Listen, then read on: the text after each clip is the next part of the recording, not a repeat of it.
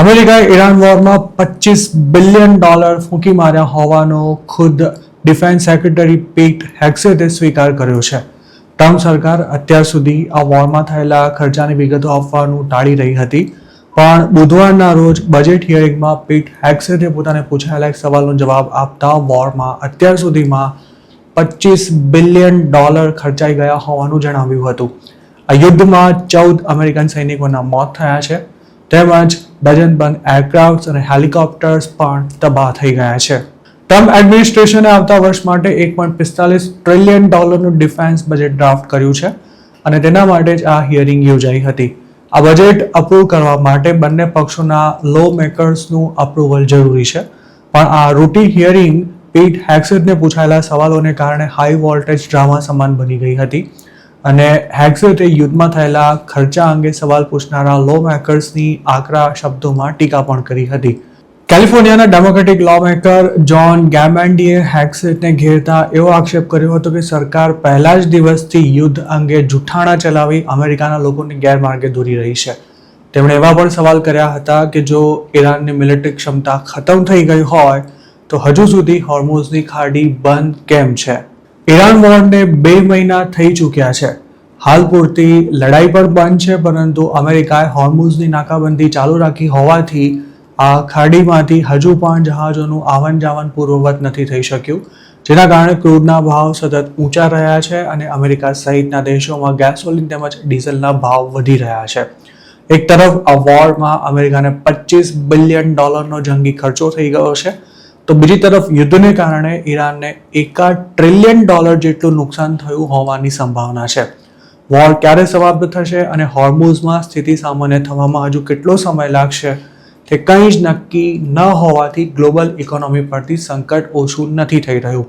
આ યુદ્ધ ભલે અમેરિકા, ઈરાન અને ઇઝરાયલ વચ્ચે લડાઈ રહ્યું હોય, પણ હકીકત એ છે કે તેમાં સીધી અથવા આડકતરી રીતે બીજા પણ ડઝનબંધ દેશો પ્રભાવિત થઈ રહ્યા છે.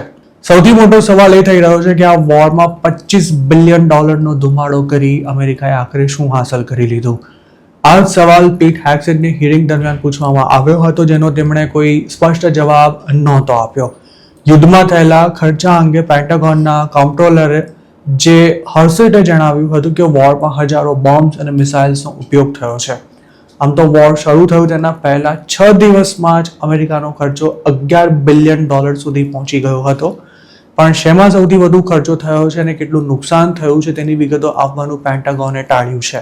જનરલ કેનીએ પણ અત્યાર સુધીના યુદ્ધનું શું પરિણામ આવ્યું તેનો જવાબ આપતા એવું કહ્યું હતું કે ઈરાન હવે નબળું પડ્યું છે અને તેની લશ્કરી ક્ષમતાઓ પણ ખતમ થઈ ચૂકી છે. ટ્રમ્પે આ વોર 4 થી 5 વીકમાં જ પૂરું થઈ જશે તેવી વાત કરી હતી, પણ 2 મહિના બાદ પણ તેના કોઈ જ અણસાર નથી દેખાઈ રહ્યા. ડિફેન્સ સેક્રેટરી પીટ હેક્સેટને વોરના અંદાજિત ખર્ચ અને ટાઈમ ટેબલ અંગે પૂછવામાં આવ્યું ત્યારે તેમની પાસે કોઈ સીધો જવાબ નહોતો. આ હિયરિંગમાં ઈરાન વોરને કારણે અમેરિકાનો શસ્ત્ર ભંડાર ખૂટી રહ્યો હોવાના પણ આક્ષેપ કરવામાં આવ્યા હતા. મેસેચ્યુસેટ્સના એક સાંસદે એવો સવાલ પૂછી લીધો હતો કે શું અમેરિકા આ વોર જીતવાનું છે ખરું?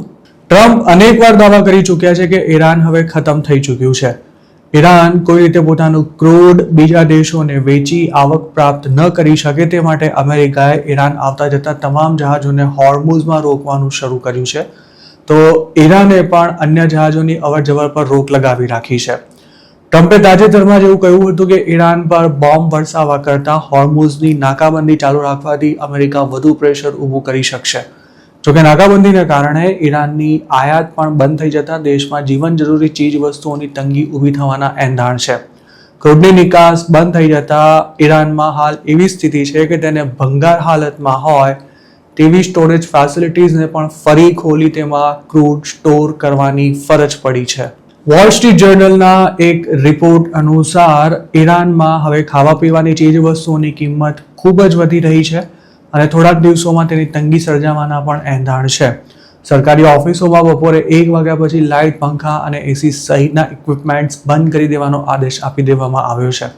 અમેરિકાનું માનવું છે કે આ સ્થિતિમાં ઈરાનની ઇકોનોમી ગણતરીના સપ્તાહ સુધી જ સર્વાઈવ થઈ શકશે અને પછી તેને અમેરિકા સામે ઘૂંટણીએ પડી જવાની ફરજ પડશે. જો ઈરાનને ક્રૂડનું પ્રોડક્શન બંધ કરવાની ફરજ પડી તો તેના ઓઇલના વેલ્સને ખૂબ જ મોટું નુકસાન થઈ શકે છે અને તેને સુધારવામાં વર્ષો નીકળી જશે. જોકે સવાલ એ છે કે અમેરિકાએ સુપ્રીમ લીડરની હત્યા કર્યા બાદ પણ જો ઈરાન સરેન્ડર ન થયું હોય તો હોર્મુઝની નાકાબંધી કરીને અમેરિકા તેને પોતાના શરણે લાવી શકશે ખરું?